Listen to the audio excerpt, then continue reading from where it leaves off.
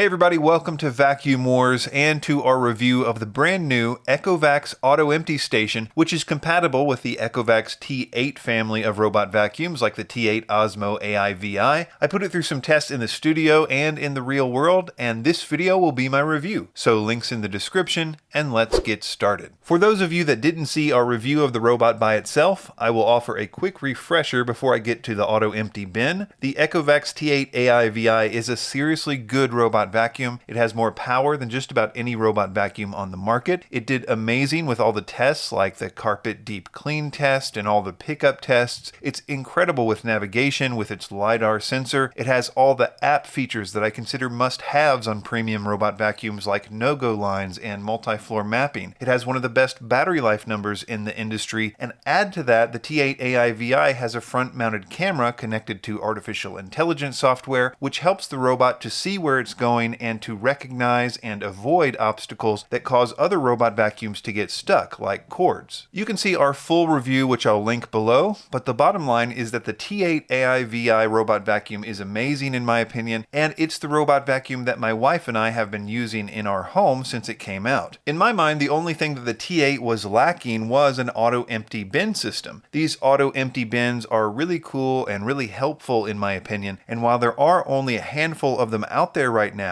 I expect that they will become more common among premium robot vacuums very soon. The idea is that after the robot finishes its job, it returns to the base to recharge, and that triggers the auto empty bin system, which has a motor inside which sucks up the contents of the robot's dustbin into, in this case, a disposable bag that Ecovacs says will last 30 days, assuming you vacuum every day. The Ecovacs Auto Empty Station is sold separately. It comes with a special dustbin for the robot vacuum, which has two little doors on the bottom, and a tool which is used to remove two small plates on the bottom of your T8 robot. After the new bin is installed, it's ready to go. One of the reasons I love the auto empty systems is that it starts to feel like there really is a robot helper in your house because you don't have to pay attention to what it's doing for days at a time. And I really think that in combination with the AI features on the AIVI, which makes it very rare for it to get stuck, it's really a pleasant experience. In the test though, a few important things came up that you should be aware of. First, I tested its ability to clear different types and sizes of debris from the dustbin and found that like the other two major brands of auto empty systems